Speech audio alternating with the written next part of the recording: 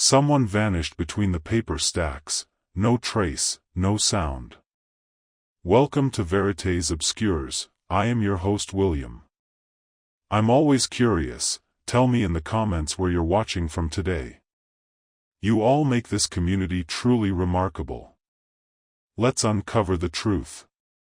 It was one of those rare sunny Saturdays in the village of Much Comfrey, the kind that linger in the memory and make even the most obstinate gardener believe that his roses had bloomed more brilliantly than usual.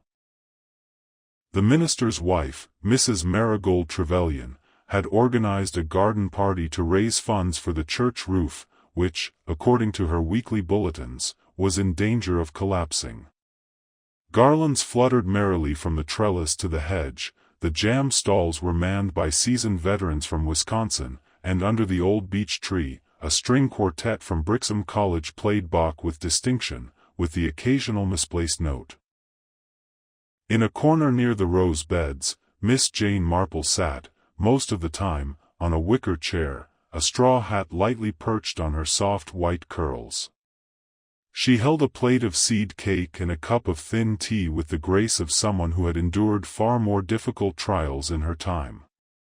Observing the participants with serene interest, her pale blue eyes missed nothing. She was not a chatterbox, but she took a certain anthropological interest in the doings of her neighbors. Mrs. Hermione Biddle, recently widowed and installed in the old bookbinding house, made a strong impression. Draped in linen and exuding a faint but persistent scent of lavender water, she chatted animatedly with young Mr. Anthony Farnsworth, the solicitor's son, who seemed more absorbed in the curve of his smile than in the discussion on the church roof. Mrs. Biddle had been in the village barely 2 months, and although she often spoke of her late husband's publishing business, there was uncertainty about her past travels abroad, unspecified, perhaps a previous marriage, or a brief flirtation with the stage. Miss Marple noticed that Mrs. Biddle laughed for half a second too long without ever quite meeting her gaze. Nearby, Major Talbot complained about the lack of a sherry marquis, while Miss Emily Rudge, who ran the village library, busied herself with a plate of quickly melting eclairs. The village had turned out in force, every familiar face, every personality meticulously catalogued in Miss Marple's worn mental register. Then came the first incident. At exactly 3:27, the music died away. One of the younger choir boys ran across the square, her knees scraped and her shirt open at the neck. Mrs. Trevelyan. Miss Rudge. Someone's broken into the old binding. A hush fell over the party. The old bookbinding, a historic stone house on the edge of the churchyard, had been an 18th-century print shop, long since converted into a quaint but oddly appointed dwelling. It had become Mrs. Biddle's home, and the idea of it being broken into during such a peaceful occasion nevertheless cast a strange and uneasy shadow over the revelry. "Breaked in?" Mrs. Trevelyan exclaimed, clutching her prayer book like a talisman. The glass shattered, the boy gasped. And there was blood on the floor. At this, several of the villagers made for the bookbinding, undecided whether to gape or render assistance. Miss Marple rose discreetly from her seat, pausing only to brush a few crumbs of cake from her skirt. "Oh dear," she murmured, more to herself than to anyone else. "This seems much more serious than a little mischief." So, as the banners flapped mournfully in the wind and the Bach quartet fell silent, the party was forgotten. Much of the Comfrey, so recently radiant with summer joy, had found itself teetering on the edge of mystery. Miss Marple, walking with modest, unassuming steps toward the bookbinding, already suspected that the answers would lie not in shards of glass or blood, but in the quiet stirrings of human behavior, laid bare beneath the village's cheerful surface. By the time the villagers reached the old bookbinding, the sun had disappeared behind a thin veil of cloud, casting the lovely old house in a colder, grayer light. Its ivy-covered walls and stained-glass windows, so picturesque from a distance, seemed strangely secretive, as if the house itself were reluctant to speak. The crowd that had gathered outside was typical of this kind of village event. Concern mingled freely with curiosity, and even a touch of excitement. Mrs. Trevelyan clutched her pearls as if they might physically protect her from scandal. Major Talbot, always eager for a touch of drama, had taken up position on the front steps like a self-appointed sentinel. "Nothing good ever comes of mixing town money with village charm," he muttered to no one in particular, his eyes fixed on the shattered window beside the door. "Bad business, this business. Very bad." The little altar boy, Thomas Finch, who had raised the alarm, was now sitting on the low stone wall by the hedge, dangling his legs, looking both important and frightened. His grazed knees were dutifully dabbed with a lace handkerchief by Miss Lavinia Pettigrew, for whom first aid included moral counseling and excessive consumption of lavender water. Inside the house, Sergeant Thomas Becket had arrived from the nearby village of Lower Marchford, where he was the local lawman. A pleasant man, his face tanned by the country sun and his eyes narrowed more in good humor than suspicion, he greeted the gathering with polite authority. "Don't panic," he said firmly. "We'll see what happened first, shall we?" He crossed the threshold and disappeared inside, careful to avoid the broken glass on the sill. Miss Marple did not follow him. She lingered at the edge of the crowd, her hands clasped neatly in front of her, listening. "Do you think they're burglars?" Mrs. Trevelyan asked in a low voice, turning to Miss Emily Rudge. "Burglars don't usually break windows in broad daylight, with half the village within earshot," Miss Rudge replied with the air of someone who had read a detective novel and considered herself an authority. "Well, I find it all rather theatrical," Mrs. Frobisher said from the bakery, her cheeks still caked with flour after the morning cake. "Blood on the floor, indeed. Probably no more than a nosebleed. The boy's prone to drama, that one." Miss Marple smiled sweetly at the remark. Not at its content, but at the predictable way in which Mrs. Frobisher dismissed anything unbaked and unnetted as fanciful. The whispers spread like a bicycle towards any wall of theories. Some claimed it was the work of tramps from the railway embankment. Others hinted at something darker.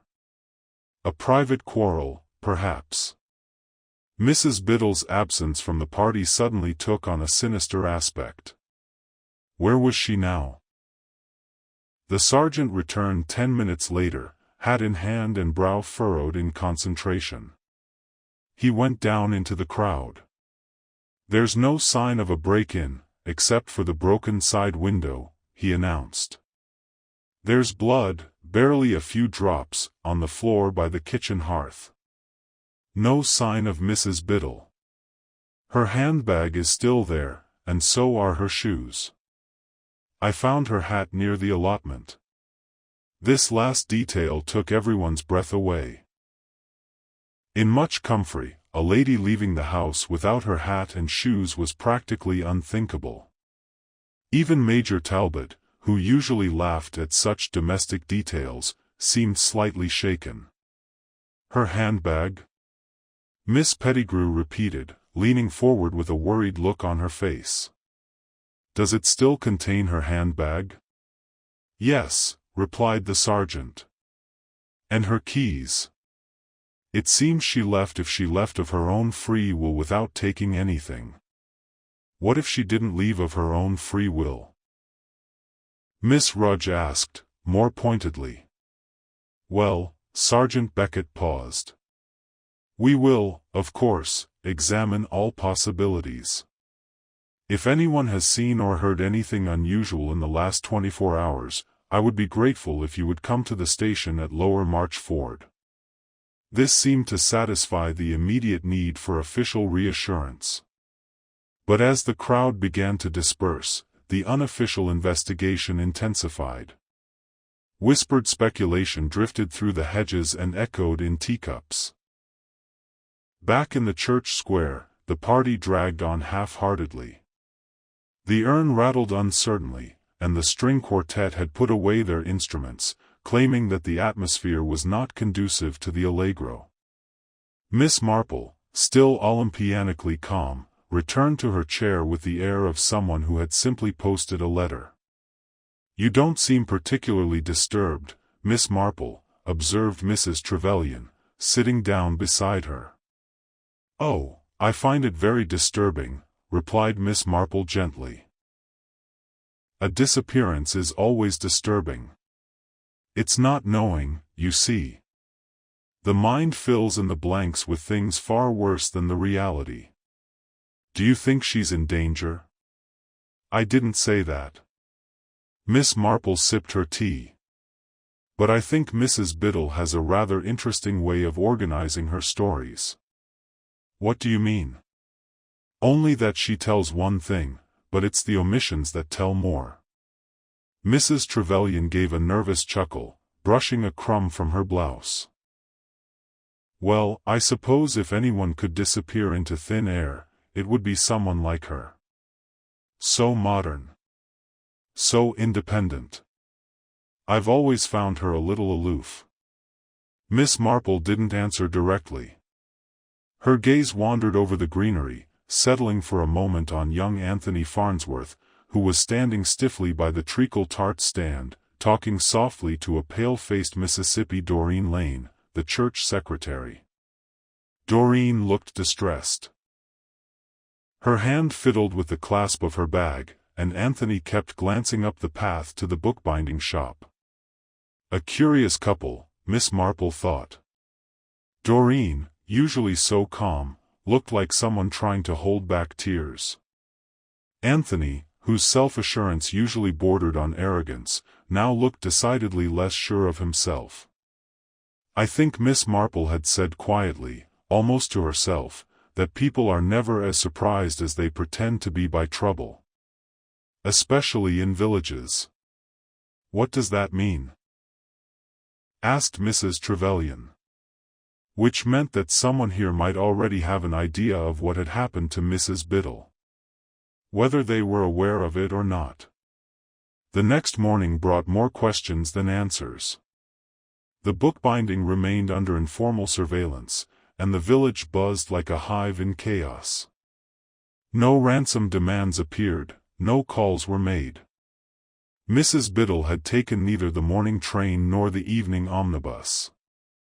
She had not been to the grocer, the post office, or the stationer's. In a village as close-knit as Much Comfrey, her absence was louder than any alarm. Sergeant Beckett returned with an officer and examined the house again, this time with a more skeptical eye. He noticed a cup of tea in the sink, a notebook on the desk, and a pearl earring on the stairs, which caused considerable excitement until Miss Pettigrew declared it a costume and meaningless. Miss Marple, meanwhile, spent the day wandering around the village, nodding politely, stopping at shop counters, and listening. She learned that Mrs. Biddle had recently made contact with some local solicitors, had read up on the village's history in the library, and had had a rather intense conversation with Doreen Lane outside the vicarage the previous week. Such small details. But to Miss Marple, these details often shone like streetlights in the fog. In the evening, as dusk settled over the cobbled lanes and the lamplighters made their silent rounds, the village of Much Comfrey lay in an awkward silence. The festive banners had been taken down. The jam jars had been collected. But the mystery of Mrs. Hermione Biddle and the blood on her kitchen floor was only just beginning to settle in. And Miss Marple, her knitting carefully placed on her knee and her mind sharper than a detective's notebook, was already beginning to glimpse something hidden behind the curtain of civility. Morning came to Much Comfrey, accompanied by a light drizzle and the smell of turned earth, as if the village itself had taken a deep breath and sunk into cautious contemplation. The postman, Mr. Joplin, made his rounds more slowly than usual, lingering longer at doors and garden gates, eager for news disguised as polite conversation. The baker's bell rang unenthusiastically. The milkman, Mr. Ralston, whispered over the hedges instead of calling cheerfully as usual. A silence had spread like a thin blanket over the village, smothering its usual rhythms. In her modest ivy-fringed cottage on the edge of the churchyard, Miss Marple sat at her breakfast table, carefully buttering a slice of toast. She wore a blue-gray cardigan with a small darn at the shoulder and spectacles that had slipped slightly down her nose. A copy of the Daily Clarion, well thumbed, lay folded beside her cup of tea, though she had not yet read it. Her mind, as so often in moments of routine, was elsewhere. The events of the previous day occupied her thoughts, not like disjointed fragments, but like elements of a nascent tapestry. She had spent the evening mulling over conversations, what had been said, what hadn't. Most people didn't distinguish between the two, but Miss Marple had learned long ago that silences were often the most glaring. There was a knock at the door, 3 quick knocks and silence. She rose with grace and ease and opened it to find Doreen Lane, her gloves clutched in one hand, her face pale beneath the brim of her rain-speckled hat. "Oh, Miss Marple," she said softly, "I hope I'm not intruding. I just don't know who else to ask." "Of course, you can come in, my dear," Miss Marple said kindly, stepping aside. "I was finishing my breakfast. Would you like some tea?" Doreen nodded, pulling off her gloves with a trembling hand. "I'm sorry to bother you.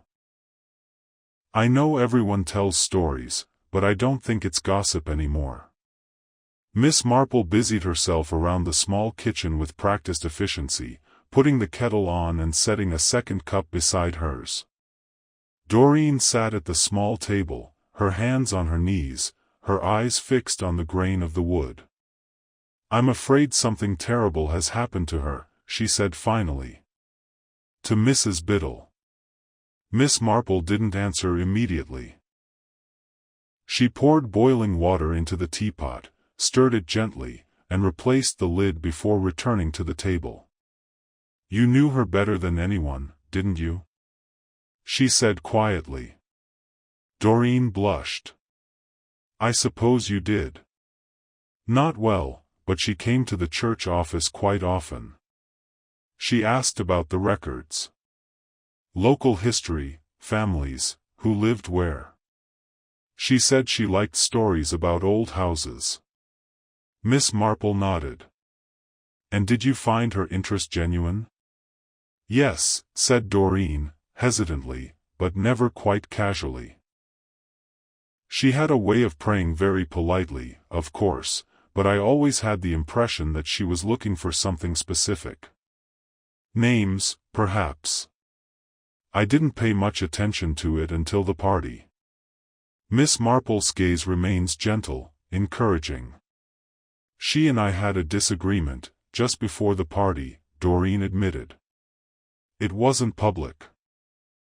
She stopped by the church porch and asked me again about the Tarrant family. She said she had found a letter in the floorboards of the bookbinding room and wanted to know if there was a Tarrant buried in the churchyard." "And is there?" Miss Marple asked. "Yes," said Doreen slowly. "A Joseph Tarrant. Died in 1894.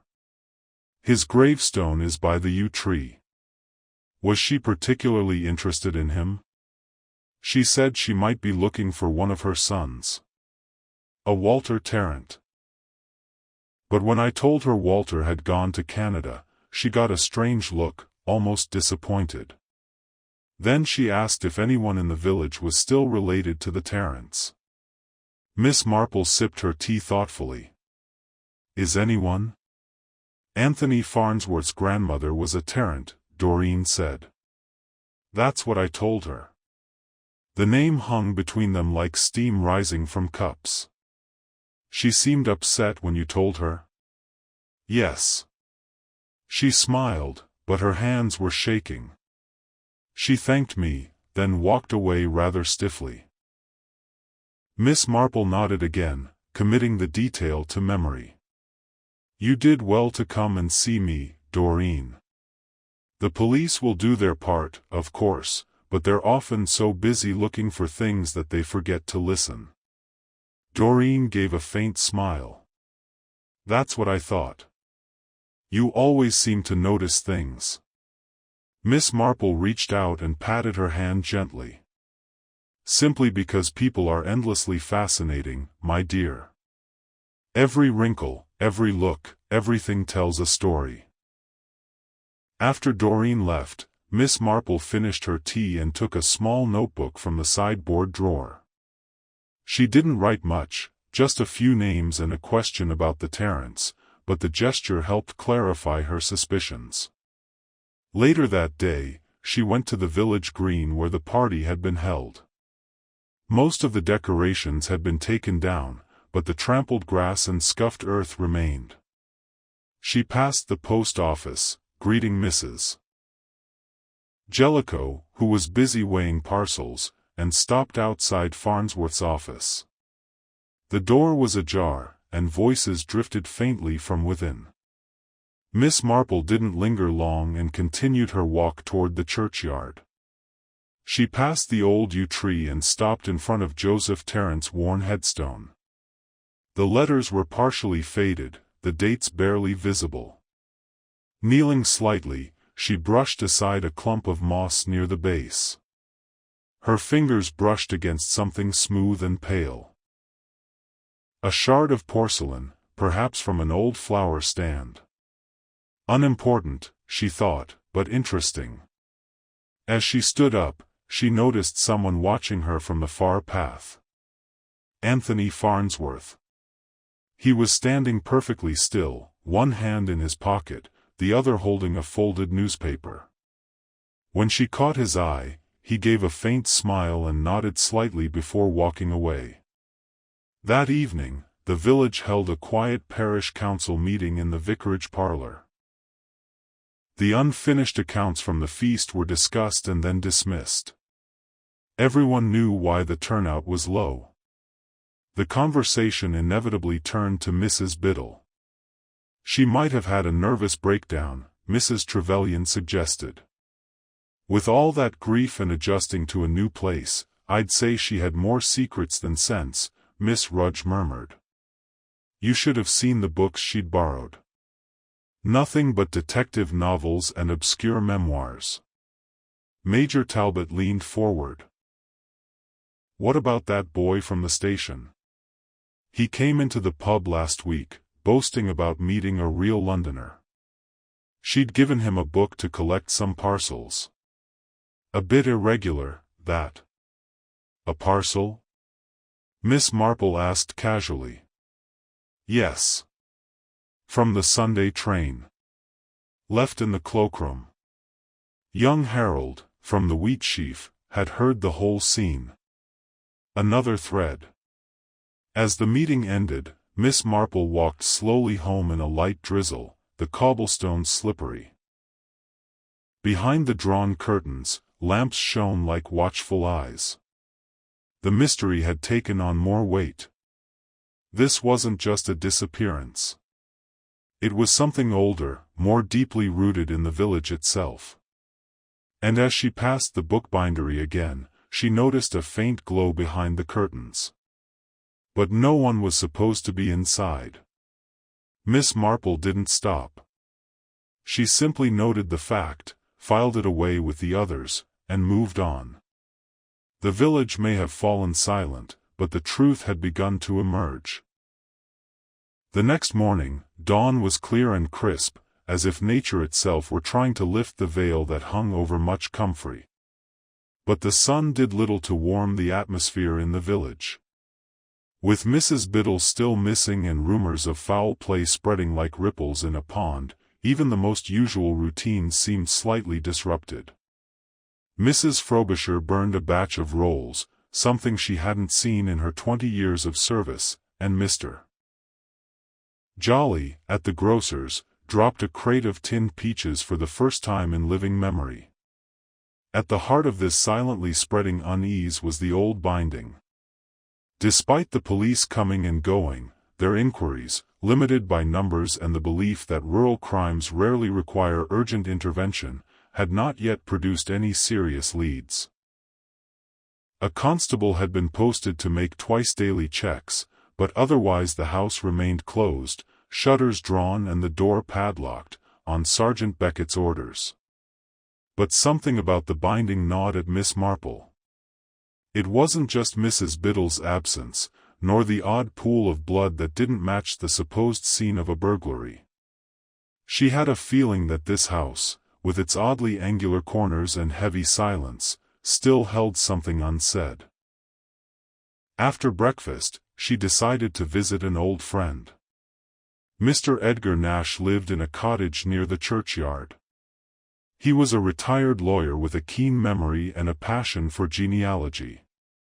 Although arthritis had slowed his movements, his mind remained sharp, especially when it came to tracing family trees and digging up long-forgotten documents. Miss Marple found him in his study, surrounded by papers and dust, his glasses perched precariously on the tip of his nose. Jane greeted her with mild surprise.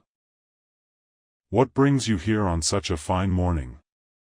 Come to take an old man's pulse?"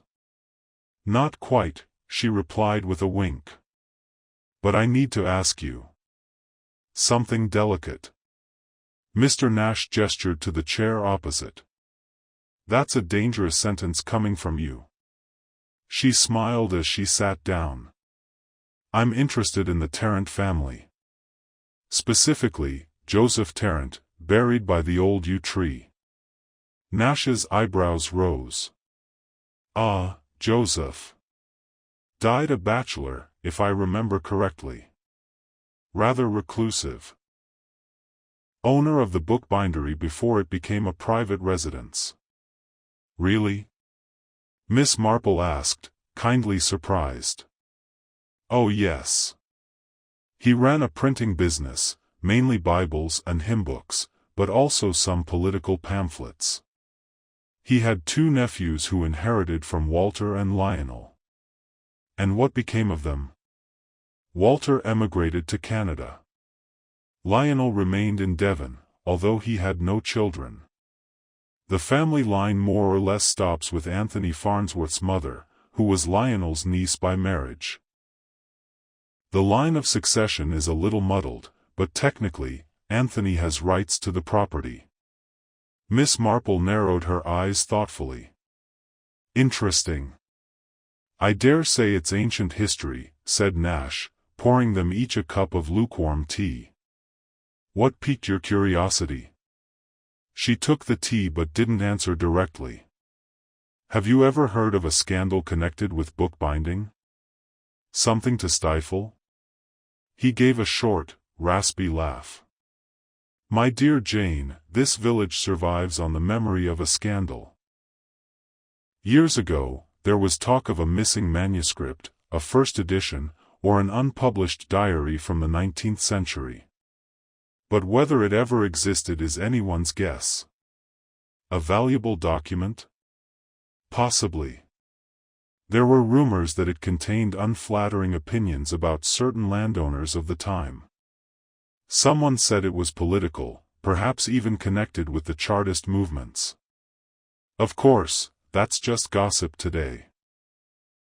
Miss Marple thanked him warmly, filed the information, and resumed her walk through the bright village streets. At noon, she stopped at the library, where Miss Emily Rudge presided with quiet authority. The building, once a chapel, had a heavy oak door and stained-glass windows that cast rays of color onto the worn carpet.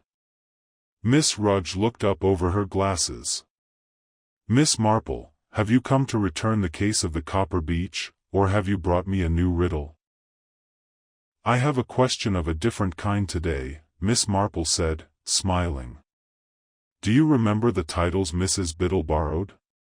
Miss Rudge's expression changed, curious and slightly suspicious. "I do. She was mostly consulting village histories, local memoirs. Nothing unusual, except her interest in printing techniques. Printing? She borrows a book on typesetting, and a rather obscure title about 19th-century publishing in Devon. I thought it odd at the time.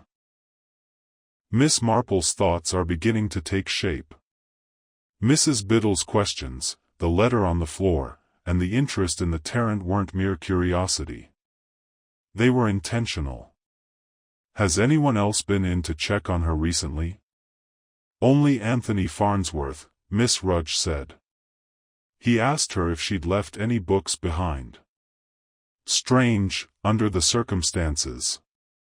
Yes, Miss Marple said softly, very strange indeed. Outside, the sun had reached its zenith, bathing the village in a golden warmth. But Miss Marple walked on, a chill running down her spine. She passed the park, greeted Mrs. Frobisher and the vicar's wife, and turned into the lane that led to the Wheatsheaf Inn. Inside the pub, young Harold Jennings was polishing glasses behind the bar. This gangly young man, with a permanently flushed complexion and a habit of fiddling with his collar, brightened when Miss Marple entered. "Good morning, Mississippi. You would like some tea, I suppose?" "Not today, Harold. I'm more interested in something you may have heard." His face paled slightly. "Is it about Mrs. Biddle?" "In a way," said Miss Marple kindly. "I understand that someone, or perhaps a visitor, has mentioned a Sunday train parcel." Harold glanced around the room, empty except for an elderly couple dozing by the fireplace. Eyes. A young man from the station was boasting about it. He said he was paid to collect a parcel for a lady in lavender. Said she didn't want to be seen. Yet it was all very smart. "Did he say what was in it?" Harold shook his head. "He didn't look. He said it was wrapped in brown paper. Heavy, though." "Was it delivered?" He nodded. "He said she found it near the chapel and took it from him. She gave him another book so he wouldn't talk." "But he still talked?" Harold smiled sheepishly. "Well, you know how it is. Miss Marple, indeed." She thanked him, left a coin on the counter, and went back into the sunlight, her thoughts sharper, more focused. Mrs. Biddle had received something secret, something important. Probably connected with the bookbinding shop and its former owner. A manuscript? A letter? Or something more dangerous? As she passed the bookbinding shop again, she stopped at the gate. Something had begun here. But it wasn't finished yet. Back at her cottage, she picked up the notebook again. She jotted down 3 names, Anthony Farnsworth, Doreen Lane, and Harold Jennings. Next to Anthony's name, she added the heritage line. Motivated? A link with Tarrant? Anyway, Doreen knows more than she says. Feels guilty. But what is it? And next to Harold saw, there was something. Not just the package. She closed the notebook and sat down near the window, looking at the shadows to lie on the greenery. There would still be a lot to learn. Secrets to unravel. And she, quietly knitting the human motif behind all this, would wait until the next lost stitch is revealed. During the rest of the week, the village goes to its occupations, a silent tension emerging under each smile and each look. The sermon of the Sunday pastor tackled with extreme lightness the theme of the truth hidden at the sight of all, and the assembly moved to its benches, listening with a more than spiritual interest. Then, the usual conversations in the cemetery were curled up, reserved. The looks were carried towards the binding, which remained closed and motionless, like a scene waiting for the last act of a play that no one dared to write. Miss Marple, of course, continued her silent observations with imperturbable grace. His presence was constant and politely discreet, offering a paste scone, commenting on the roses there, and always attentive. She had long learned that people tell you the truth if they were allowed to do it indirectly. The tip was never to ask. On Monday morning, she goes again to the binding. She did not go alone this time. She was accompanied by Sergeant Thomas Becket, who was starting to understand, slowly and a little reluctantly, that the sense of things of Miss Marple, although he was uneducated and resolutely civil, had the curious habit of being right. "I have a key now, Miss Marple," he said when they approached the portal. Miss Biddle's lawyer in London warned. Apparently, she had mentioned your name in stipulating papers that you would have access to the house in the event of a problem. Really? Miss Marple asked, slightly raising her eyebrows. What a curiosity. The sergeant looked at her. Does that surprise you? Not really, she replied. It seems that Miss Biddle anticipated events more than it let him appear. The binding, although locked and intact, still bore the traces of the recent disorders. The broken side window was still condemned. The dust had started to settle on the furniture, and the air was tinged with a slight metallic, residual smell of blood found in the kitchen. Miss Marple crossed the cottage with a slow and measured step. She observed the furniture, the carefully tidy library, the half-full cup of tea placed on a small mahogany table in the living room. The calendar near the back door indicated again on Saturday of the party. A pink shawl was carefully hung on the file of a chair. In the office, if you can say, because it was hardly more than an alcove with an office and a lamp, Miss Marple found a paper basket filled with crumpled pages. She took out a clean handkerchief from her handbag and, from a delicate finger, removed each piece. She won them on the desk. Most were incomplete thoughts. Lists. One of them read Tarrant. 1894 W. Tarrant, owner of the binding, in Canada. No document after 1901. Another, barely readable, carried a single underlined sentence. Binding book hidden under the floor? Miss Marple says nothing. She simply nodded, very slightly, and continued her exam. Meanwhile, Sergeant Becket was held near the fireplace. There is something strange in this home, he said, leaning. Masonry is loose. Miss Marple joined him and, together, they examined the base of the home. A triangular section of tile rose with surprising ease, revealing a small hollow. Inside was a thin volume connected in leather. The sergeant emitted a slight whistle. Well. What is it? He opened it carefully. The writing was washed out but readable, handwritten, of a tight and completed writing. Names, dates, printing controls. Payment received. Annotations on the police and the layout. And then, several pages in something completely different. A list of names. No names of villages. Not customers. Parliamentary personalities. Journalists. Lawyers.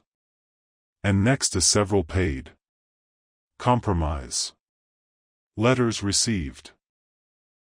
Miss Marple looked over the sergeant's shoulder and said, very gently, "It seems that our dear Mrs. Biddle was able to trip on a record that is not supposed to be found."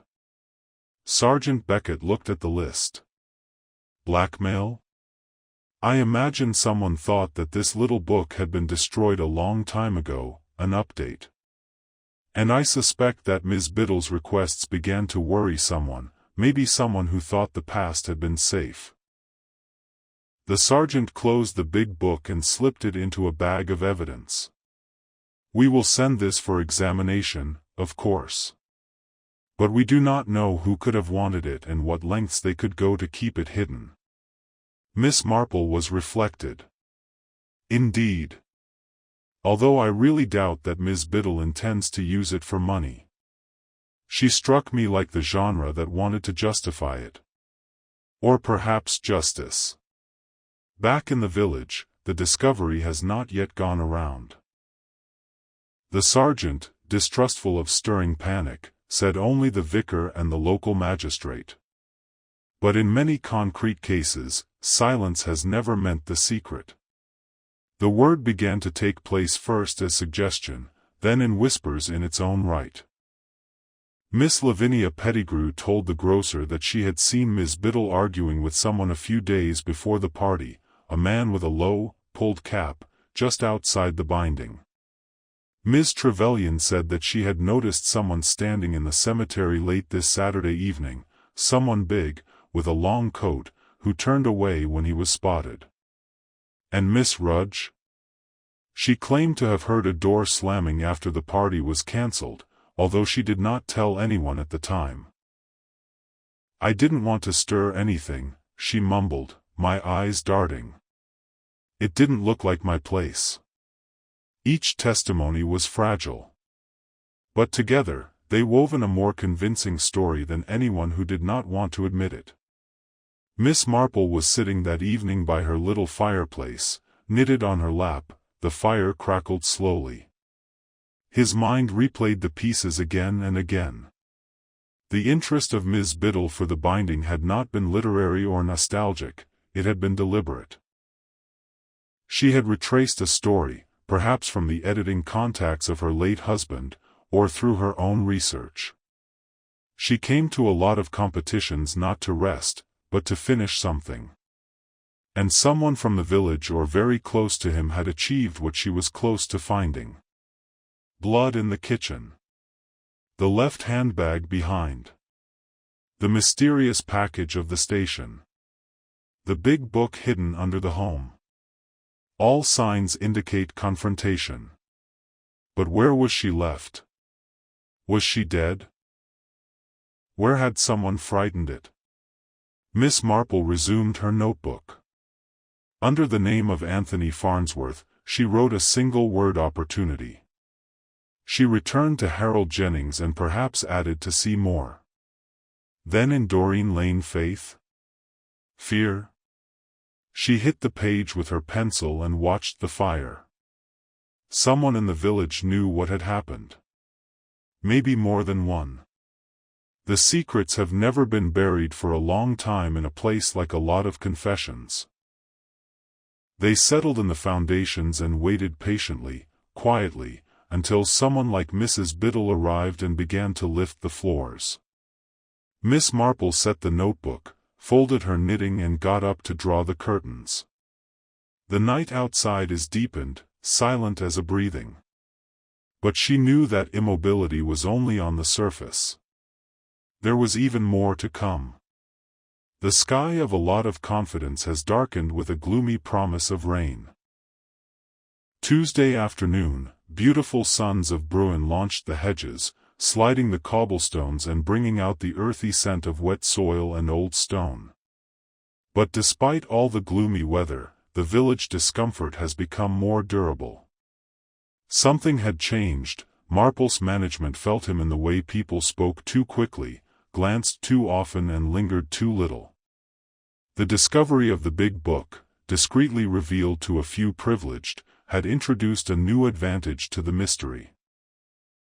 Although Sergeant Beckett had taken the small volume in the drop-in March Ford for the official guard, Miss Marple doubted that the sense of balance of the village would come back any time soon.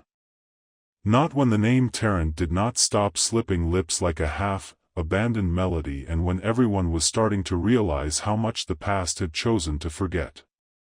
Halfway in the gray afternoon, Miss Marple visited the presbytery. Not out of spiritual need, although she held the Reverend Trevelyan at the greatest respect, but rather for another kind of communion. Miss Trevelyan received it with open arms and a slight wave of activity. The living room smelled slightly lemon varnish and cinnamon cookies that had just come out of the oven. "I hope this is not a social call simply," said Miss Trevelyan by offering tea. "Because frankly, Jane, I am half mad with speculation and I barely said a word for fear of putting my foot in it." Miss Marple gently glued. "No danger for that, my dear. But maybe a calm cat could help clarify things." They sat near the fire, steamed tea gently with each other. "Have you noticed something special lately?" asked Miss Marple, her bright tone. Mrs. Trevelyan gave a nervous laugh. "Only everything. My dear, the whole village took the promenade as if they had lost something important. Doreen Lane seems capable of vanishing each time someone mentions the binding, and Anthony Farnsworth, well, if you ask me, it is either about to offer or flee the county." Miss Marple stirred her tea. "Anthony strikes one as a man accustomed to certainty. Situations like these can be disturbing for such temperaments." "Oh, he is shaking, without a doubt," said Miss Trevelyan. "But I wonder if it is fear or guilt." It was the same question that Miss Marple here had asked several times. "And now," she says carefully, "you were at the party, of course. Have you seen Anthony speak with Miss Biddle this afternoon?" Mrs. Trevelyan nodded. "Yes. Near the tea tent. I remember because they both smiled too much. The kind of smiling people do it when they are terribly uncomfortable." "Indeed. And have you noticed someone else nearby?" Mrs. Trevelyan's brows furrowed. "You say so, Doreen." She approached them but turned away before they noticed her. She looked terribly upset. "I thought it was jealousy at first. But now I wonder." Miss Marple was silent at first. She picked up a biscuit, took a small bite, and let the thought fade. It fitted with what she was beginning to suspect. Doreen knew something about Anthony and Mrs. Biddle. Something more than mere church gossip. She stayed at the vicarage for nearly an hour, and by the time she left, the rain had intensified to a steady patter. The streets were quieter than usual. The curtains trembled less, as if even the windows of much comfrey had become cautious. As she turned into the lane near the bookbinding company, she noticed movement ahead. Anthony Farnsworth, umbrella in hand, collar up, upstairs at the foot of the bookbinding company's garden gate. He wasn't trying to enter. On the contrary, he was staring at the house with a silence that seemed unearthly, almost fascinated. Miss Marple slowed her pace but didn't approach directly. Instead, she turned down the path toward the old churchyard and circled around until she was hidden behind the low wall of the adjacent property. From there, she watched. Anthony consulted his watch, glanced left and right, then took a step back. A figure emerged from the trees near the hedge. Slender, swift, partially concealed by a large umbrella. "Doreen." She hurried toward Anthony, speaking in a low, hurried voice. Although Miss Marple couldn't hear the words, she watched the body language. Doreen kept glancing over her shoulder. Anthony gestured toward the bookbinding. She shook her head forcefully. He leaned forward and said something in a low, firm voice. Doreen clasped her hands together, tense. Then, just as quickly, she turned and walked away, her boots splashing in the puddles. Anthony stayed a moment longer before leaving again, his jaw set, his step brisk. Miss Marple exhaled, her thoughts sharpening like a needle.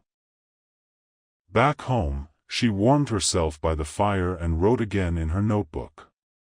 Under Anthony's name, she added, confronted Doreen. Put her under pressure. Afraid of being found out? Under Doreen's name, knows more. Afraid. Perhaps to protect someone? She thought back to the faint light she had seen at the bookbinding 2 nights earlier. Someone had come in. Perhaps to retrieve something. Or perhaps to hide something.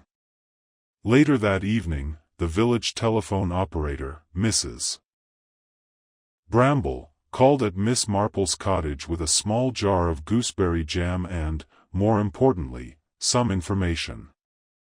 "I shouldn't say a word, of course," Mrs. Bramble began after the second spoonful of sponge cake, "but I find it odd. There was a call last night quite late, around 11 p.m. from Lower March Ford. Placed at the Farnsworth residence." "Really?" said Miss Marple, pouring herself more tea. "Nothing unusual in itself.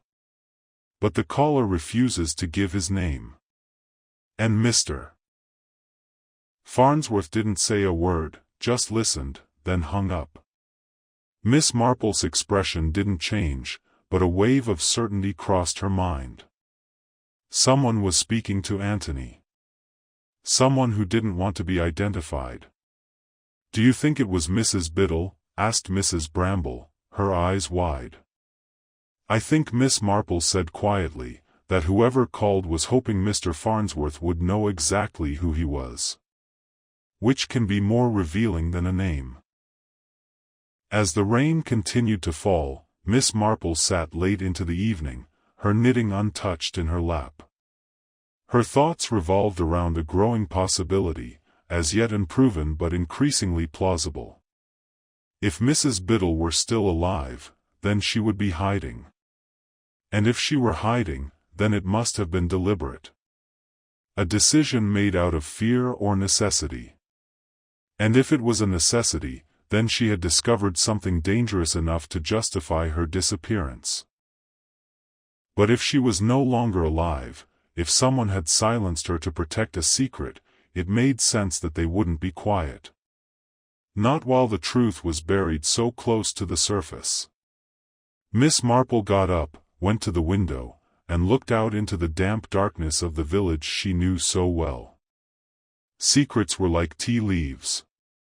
They settled to the bottom, but if you learned to read them, they revealed far more than people intended. And she was beginning to see the pattern. The rain had stopped the next morning, leaving the village sparkling in pale sunlight. Raindrops clung to the hedges, glittering like forgotten pearls on a lace collar.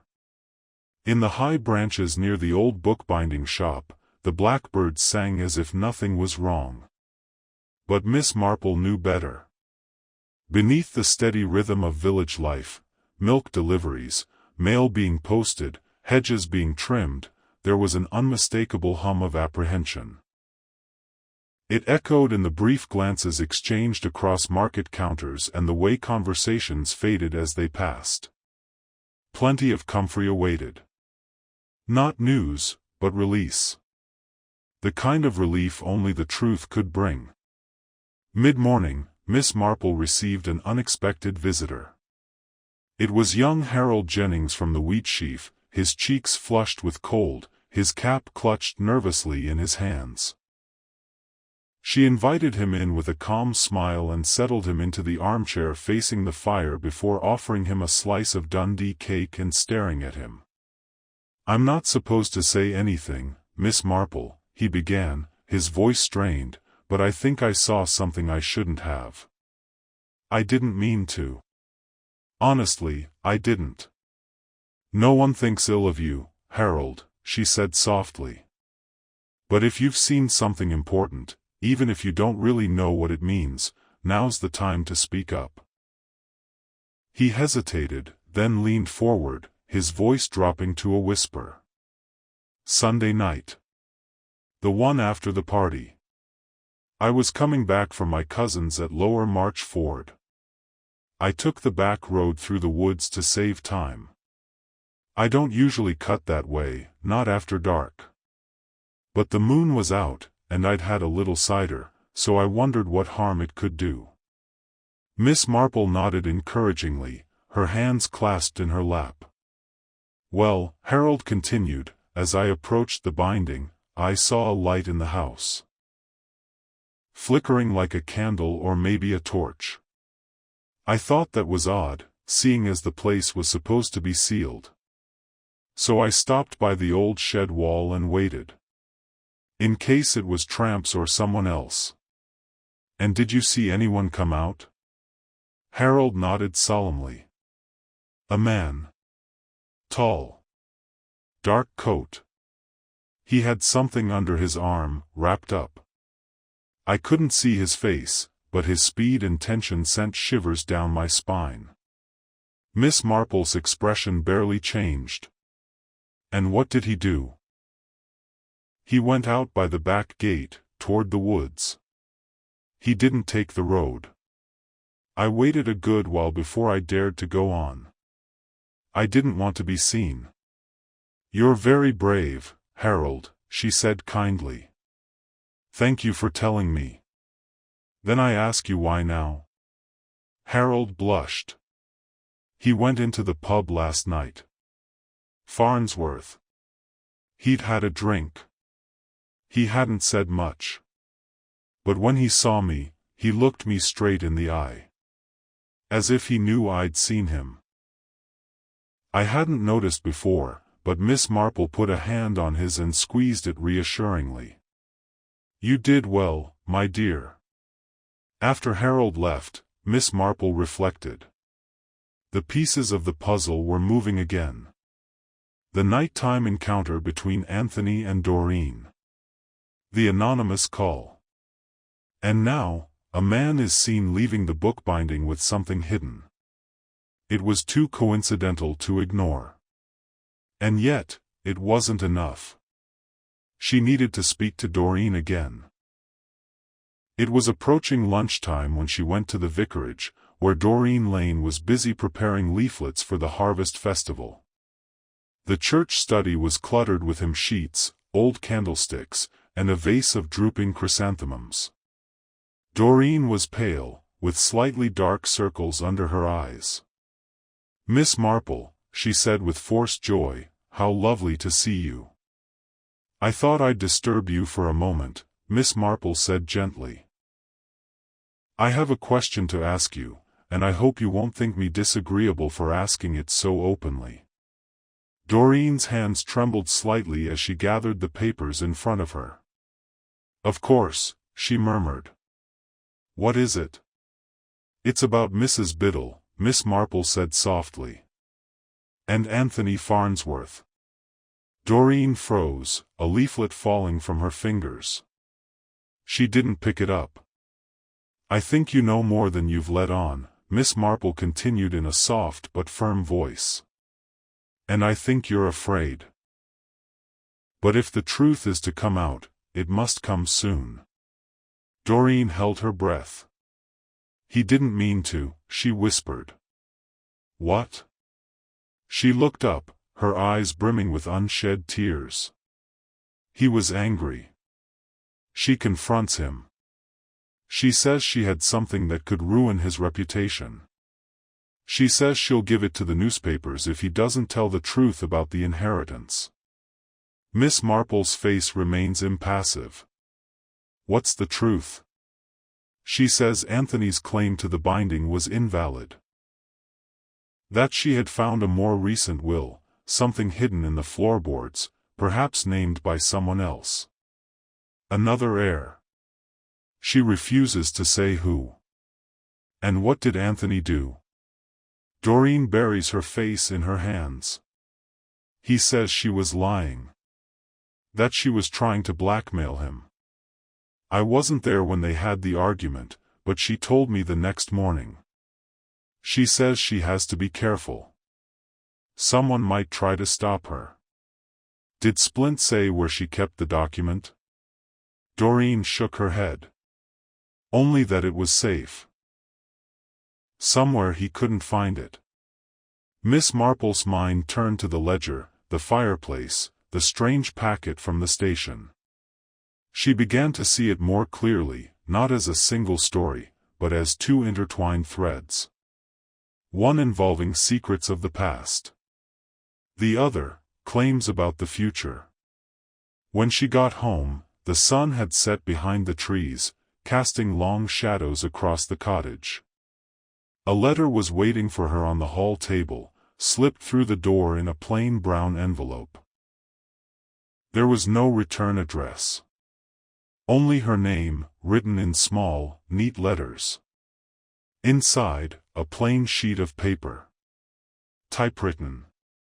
If you want to know the truth, go to the old printing cellar under the bookbindery. Midnight.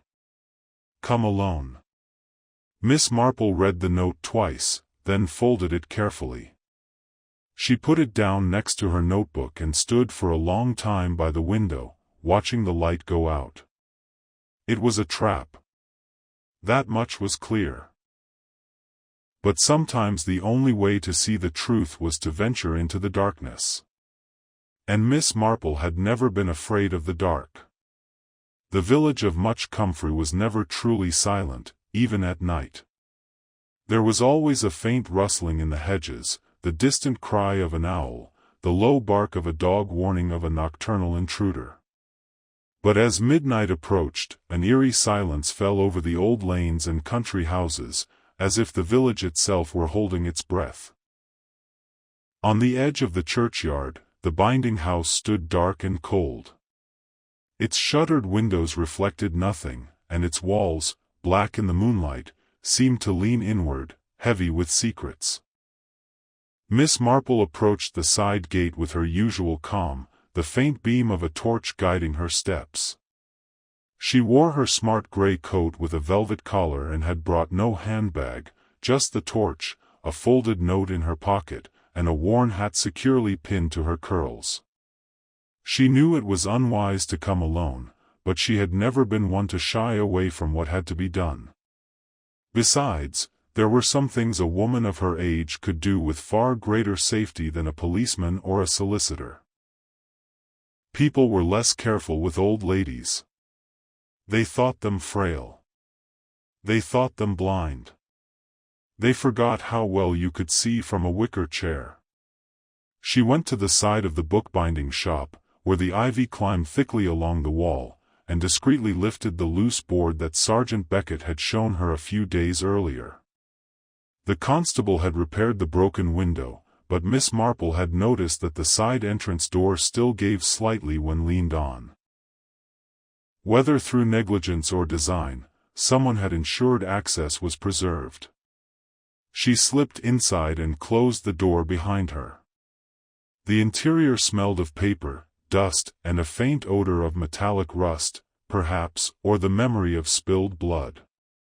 The torch's beam moved softly across the room, stopping on familiar points: the desk, the shawl on the chair, the hearth where the ledger had been found. She turned toward the back corridor, where a narrow door, barely discernible in the gloom, led to the original cellar, which predated the rest of the bindery and had been used, decades before, to store inks, printing presses, and other equipment deemed too cumbersome for the main house. The key hadn't been left behind, but the latch was old and ill-fitting. Miss Marple applied gentle pressure and felt it give. The cellar stairs creaked slightly under her shoes as she descended, the light from her torch casting long shadows on the damp stone walls. The air was colder here, permeated with a musty smell and old ink. A few rusty hooks still clung to the beams above, and the remains of an old wooden workbench stretched out on the other side. She moved forward, her eyes alert, her gaze steady. Then she saw it. Near the far wall, half hidden behind a broken crate and a roll of rotten canvas, stood a figure. Motionless. Huddled. Miss Marple's breath caught, not with fear, but with awareness. She moved forward slowly, her gaze widening to reveal the figure of a woman, sitting on the stone floor, her back against the wall, her head resting on her shoulder. Mrs. Biddle. She was pale, gaunt, but visibly breathing. Her eyes fluttered in the light, and she made a low moan. Miss Marple squatted beside her, gently pressing 2 fingers to her wrist. The pulse was faint, but steady. She was alive. "Hermione," she whispered. "It's Miss Marple. You're safe now." Mrs. Biddle stirred, her lips parted, her voice barely above a whisper. "Tarrant told the book, don't try to speak," Miss Marple said. "We'll get you out." She helped her up gently, bracing her frail body against his. Though small, Miss Marple was no stranger to lifting burdens heavier than herself. She guided Mrs. Biddle up the stairs, pausing every few steps to breathe, to keep her balance. Once back in the hallway, she gently placed her on the old sofa and covered her with the parlor shawl. She then crossed to the kitchen and, with acquired calm, filled the kettle, lit the fire, and prepared a basin of warm water with a clean cloth. As the water boiled, she returned to Mrs. Biddle and gently dabbed the woman's forehead. Only then did she notice the bruises along her wrists, near her collarbone, faint but unmistakable. Mrs. Biddle's eyes opened again, clearer now. "Anthony?" she whispered. "Really?" "No, my dear," Miss Marple said softly. "He's not here." Mrs. Biddle's lips trembled. "He came to the house. He said I was lying. What if I told someone I handed him the book? I'd regret it. Did he hurt you?" Mrs. Biddle didn't answer, but her silence was confirmation enough. Miss Marple gently poured tea into a cup and helped him take a sip. "They're back," Mrs. Biddle whispered after a while. "The second time, I tried to hide. I didn't think they were looking in the cellar. But they followed me. They locked the door. They took the key." "Who came?" Mrs. Biddle closed her eyes. "Not Anthony. The other one." Miss Marple froze. "Which one?" "Doreen," she answered weakly. She hadn't meant to. She was crying. She said it wasn't meant to go this far. Miss Marple felt the weight of the revelation settle in. Of course. Doreen, torn between loyalty and fear. Used by Anthony. Frightened by what Hermione might reveal. Pushed just far enough to help, then too scared to stop what followed. Footsteps outside broke the silence. Miss Marple put down the teacup and went to the door. She opened it quietly and stepped out onto the drive. Anthony Farnsworth was standing there, his coat damp, his eyes dark and alert. "Miss Marple," he said, smiling a little. "I was just passing by," she asked, her voice as soft as ever. "I heard there was a light," he said. "I didn't know if anyone had broken in. I thought I'd check." "How kind," she said, moving aside slightly. "Come in, Mr. Farnsworth." He hesitated. She inclined her head. "You seem surprised. Were you expecting someone else?" He looked behind her, then back again. "No. Of course not. So, you won't hesitate to speak to Sergeant Beckett, okay?" she said, her voice suddenly firm. "I took the liberty of telling him where I would be. He should be alone any moment." A flicker of panic passed over Anthony's face, barely a twitch at the corner of his eye, a tight pout.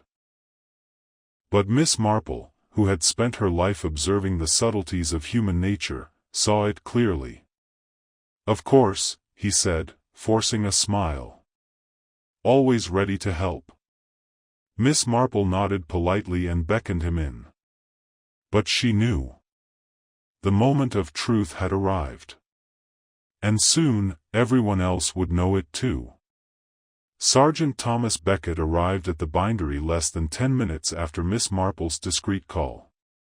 The moon had slipped behind a veil of cloud, casting a pall of shadow over the old cottage. Its windows glittered with a dim light, as if reluctant to reveal what had been hidden there for so long. When Beckett entered, his boots left damp tracks on the flagstone floor. He carried with him a faint scent of tobacco and the brisk air of duty. Miss Marple met him at the door, calm as ever, a cup of tea in her hand. "She's inside, Tom," she said softly. "Alive, but very weak. I don't think she's had much to eat or drink in the last 3 days." "Good heavens," Beckett muttered, taking off his cap. "We'd inspected the place thoroughly."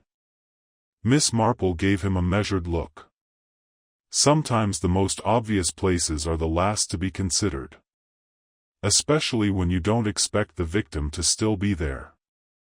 He walked past her, his heart pounding, into the parlor, where Mrs. Biddle lay with her eyes half closed, the shawl drawn tightly around her. She looked up as he approached, and her lips moved in a quiet whisper. "She will need a doctor," Miss Marple said. "But most of all, she will need protection.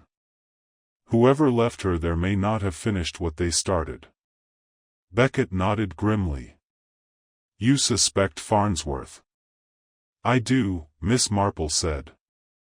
"But suspicion is not proof, and Anthony Farnsworth, for all his ambition and intelligence, is far too intent on appearances to be caught in the act." "You want to set a trap," Beckett said. Miss Marple did not smile, but her eyes narrowed slightly. "I prefer to think of it as a last chance. To be honest, Anthony Farnsworth had been sitting in a corner since his arrival, his legs crossed, his arms resting on the arms of the armchair. He had greeted the news of Mrs. Biddle's survival with studied incredulity. "Still alive?" he had murmured. "Thank goodness." But his gaze had not matched his words. His hands had tensed. And for a man with a legal background, his subsequent questions had been curious. Had she spoken? Had she said anything specific?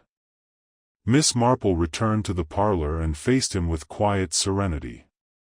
"Mr. Farnsworth, you asked earlier if Mrs. Biddle had spoken." "She spoke, but not at length. Just enough to clarify a few points." Anthony shifted slightly in his chair. "I hope that includes the identity of the person who had attacked her. Are we to assume she was assaulted?" "Oh, she was assaulted," Miss Marple said, her voice still gentle. "But mostly, she was silenced. Locked away, deliberately, to prevent her from revealing a rather disturbing truth. I suppose she blames me for being responsible?" "No. She mentioned your name, yes. She said you threatened her, warned her not to pursue the inheritance. But she didn't directly accuse you of violence. That's what's so interesting." Beckett stood silently behind her, arms crossed, watching. Anthony snorted, a dry, low laugh. "She has a vivid imagination." "It's possible," Miss Marple said, "but sometimes the imagination sees what the eye chooses to ignore. And she had facts too. You see, she discovered something in the floorboards at will.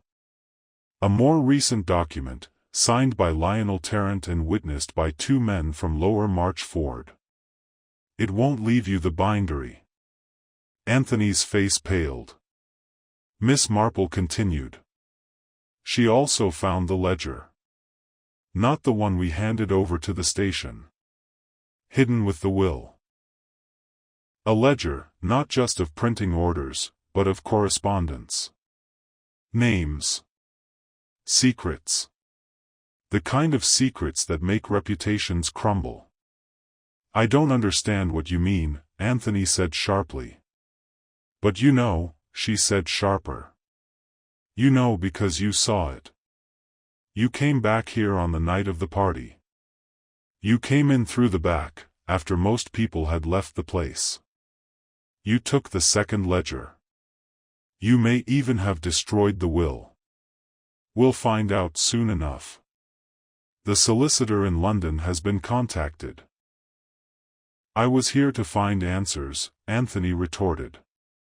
She was threatening me with vague allegations. I had every right to defend myself. Miss Marple's eyes narrowed. But not the right to force her into hiding by fear. And certainly not the right to send someone to silence her. Beckett straightened. Anthony stood up abruptly. This is absurd. Are you saying I tried to kill her? Miss Marple shook her head. No, Mr. Farnsworth. I'm saying you're too calculating for that. You may have confronted her, yes. You may have shouted. You may have pushed. But you didn't lock the cellar door. Anthony frowned. Then who did? Miss Marple's voice softened. That's what I gathered. You left the house angry, shaken, but with no murderous intent. But Doreen Lane? She saw her opportunity to protect you. She came later. She found Mrs. Biddle injured, perhaps after a fall or your confrontation, and she feared what she would say. She panicked. She locked the door. Left her there. Beckett stepped forward. We'll have to speak to Mississippi Lane. Anthony's face went blank. No. Miss Marple looked at him closely. You care about her, don't you? He nodded once, curtly. She was trying to help him. I didn't know what she'd done. I swear. I just let her think it was best to keep quiet. Miss Marple sighed. Silence is a heavy burden, Mr. Farnsworth. And now she's carrying it alone. He sat back down, his head in his hands. What will happen? That depends, said Beckett. We'll talk to her. And to Mrs. Biddle, when she's strong enough. But justice, in this case, may take a quieter route. Later that morning, Doreen Lane was brought into the bookbindery. Miss Marple watched from the front room as the young woman entered, her hands clasped.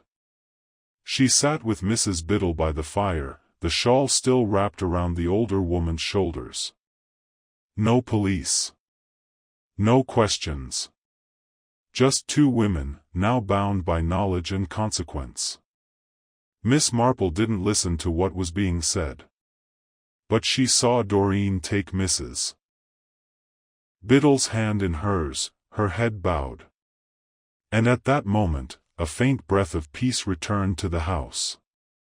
Beckett was standing beside Miss Marple. You were right. Again. She smiled weakly.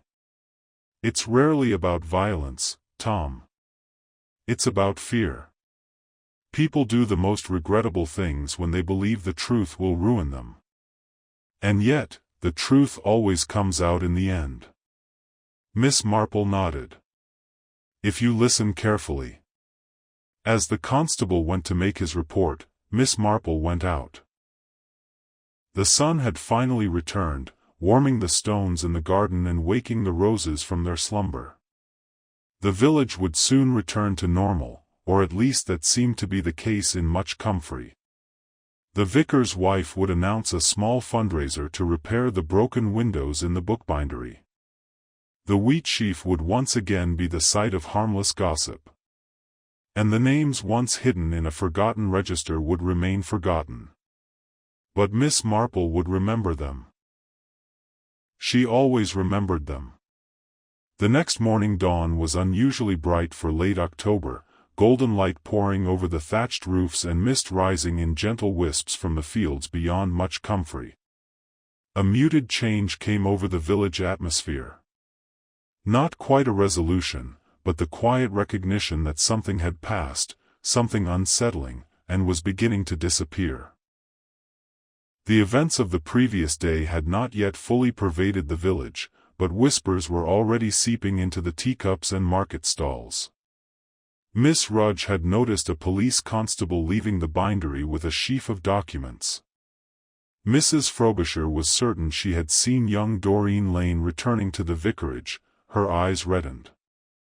And Major Talbot had announced, rather dramatically, in the wheat sheaf, that when a house is built on secrets, the roof eventually caves in. In her neat little cottage overlooking the churchyard, Miss Marple sat at her window, a fresh cup of tea and her knitting on her knee. She watched two birds fighting over a crumb by the gate-post and thought, once again, how much alike humans and birds could be, both quick to suspect, eager to have the last word, and prone to hiding things in the most unusual places. She hadn't dared go out yet. No need. The village would come to her, as always. Sure enough, by mid-morning, Mrs. Trevelyan appeared, her cheeks flushed with hidden gossip, her umbrella tucked neatly under her arm despite the cloudless sky. "Jane, I thought I wouldn't disturb you, but honestly, I had to come." "Is that true? Did they really find Mrs. Biddle alive? And the ledger was really full of blackmail notes? Mrs. Frobisher says a Russian diplomat is involved, though I suppose that's absurd." Miss Marple, ever patient, pours tea and gestures for her guest to sit down. "Mrs. Biddle is recovering," she said quietly.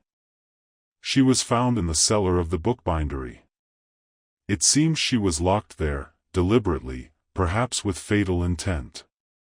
And yes, she had discovered documents, though I doubt there was any international intrigue." Mrs. Trevelyan's eyes widened. "But surely someone has been arrested?" "No. At least not yet. Sergeant Beckett thinks there is room for understanding, given the circumstances." "Understanding?" Mrs. Trevelyan's voice rose. "But someone tried to kill her." "No," Miss Marple corrected gently, "someone tried to stop her. There is a difference. Fear can make people act without thinking.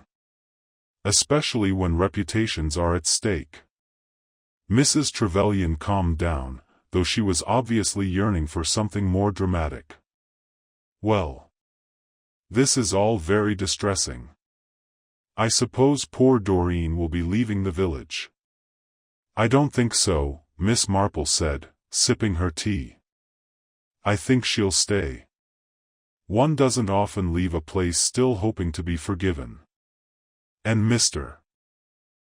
Farnsworth?" Miss Marple paused. "He'll probably have a difficult few weeks. The matter of the will might go to court. But I'm sure he'll recover in time. He's an intelligent man, but intelligence is seldom comforting when one's actions are exposed." Mrs. Trevelyan tilted her head. "You always get to the bottom of things, Jane." Miss Marple smiled. "Simply because people are more alike than they care to admit. The settings vary from bookbindery to ballroom, cottage to castle, but the emotions are much the same." After her guest left, Miss Marple put down her cup and turned to the window. From her vantage point, she saw the bookbindery door open and a figure, Mrs. Biddle, emerge, moving slowly but unaided. She wore a heavy cardigan and a scarf over her shoulders, her posture a little more stooped than before, but her expression peaceful.